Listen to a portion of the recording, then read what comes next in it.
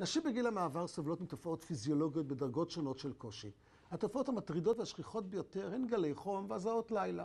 על פתרונות שמציעה הרפואה הסינית נשוחח עם צביקה מרגולינסקי, מומחה לרפואה סינית במרפאת עדן טאץ'. אז אנחנו יודעים שכל הבעיות של גיל המעבר מתחילות לנבוע מחוסר של אסטרוגן, של הורמון המין הנשי. אצלנו הגברים, אין לנו גיל מעבר.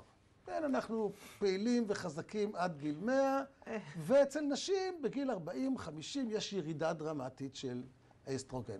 בסוגריים אני יכול להגיד שאם תשאל כל אישה שנשואה לגבר שעבר גיל 40, היא תגיד שגיל המעבר בגבר הוא בדיוק כמו אצל אישה, אבל אנחנו לא מדברים על זה. אנחנו יודעים למה יש דווקא גלי חום ודווקא הזעות בגיל המעבר, בגלל חוסר האסטרוגן? כן, כן.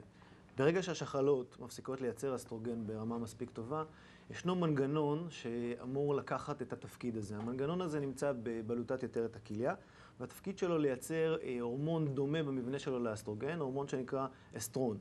העניין הוא שככל שאישה עברה חיים יותר עמוסים, דלי תזונה ועמוסים בגירויים עצביים, השיפטינג, המעבר הזה לוקח יותר ויותר זמן. עכשיו, ככל שהזמן הזה נמשך יותר, אז איכות חייה של האישה יורדת בצורה משמעותית, כאשר הקולטנים, הרצפטורים שאחראים להעביר את המידע של כמות האסטרוגן בגוף, שולחים מסר לבלוטת יתרת המוח, ומעבירים לו את אותה אינפורמציה שקשורה לחוסרים. המידע הזה גורם לשיבוש במערכת שנקראת המערכת הווזומטרית, שהיא זו שאחראית להרחבה וקיבוץ של כלי דם בגוף.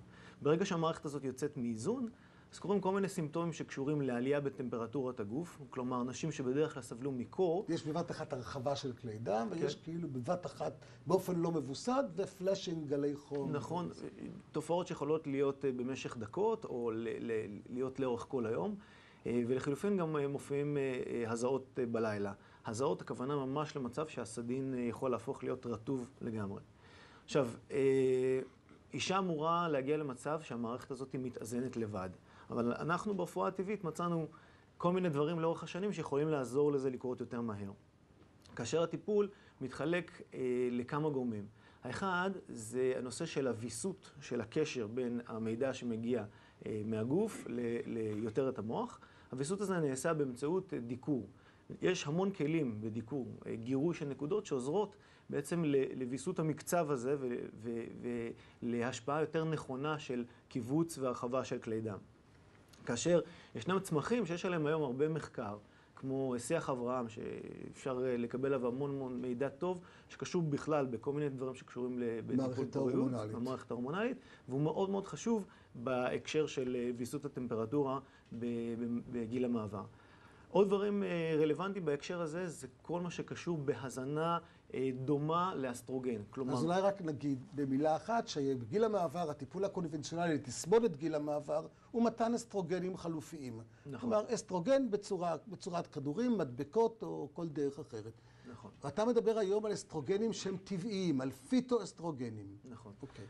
באופן כללי, התפיסה הטבעית אומרת שאם אנחנו נותנים כמות גדולה מדי של אסטרוגן ממקור חיצוני, זה עלול לעשות כל מיני תופעות לא רצויות. יש על זה היום הרבה מידע, אבל לא ניכנס לזה.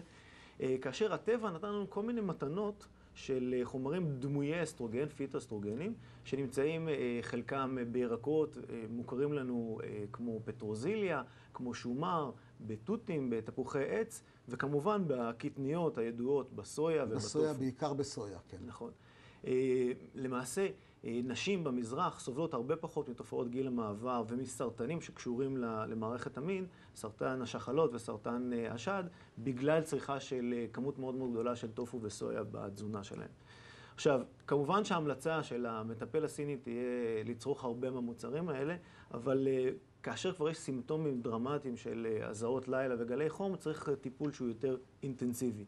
טיפול אינטנסיבי יעשה על ידי צמחי מרפא שחלקם גם מכילים חומרים פיטו-אסטרוגנים, כמו בטטה טבר, כמו הקורש השחור, כמו האנג'ליקה הסינית, שהם עושים פעולה גם של הזנה, שחוסמת את הרצפטורים, את הקולטנים לאסטרוגן, וגם פעולה של שיקום של אותם גורמים שאנחנו רוצים לחזק בגוף. למשל, הצמחים שציינתי כרגע משפיעים מאוד טוב על חיזוק של בלוטת יותרת הכליה, ובעצם עוזרים בזירוז לקיחת האחריות בכל מה שקשור ליצירה של אסטרון. עוד דבר מאוד מאוד חשוב, זה הקשר בין עומס על מערכת העצבים לבין הסימפטומים האלה. מסתבר שסטרס, לחץ, חומרים ממריצים כמו קפה או אלכוהול, יוצרים הגברה מאוד משמעותית של הסימפטומים האלה. כאשר כל פעולה שתרגיע את מערכת העצבים, החל מפעילות גופנית כמו יוגה וכלה במדיטציה, ובוודאי צמחי מרפא או דיקור שיש לו אפקט מרגיע על מערכת העצבים, תשפיע בצורה מאוד מאוד טובה.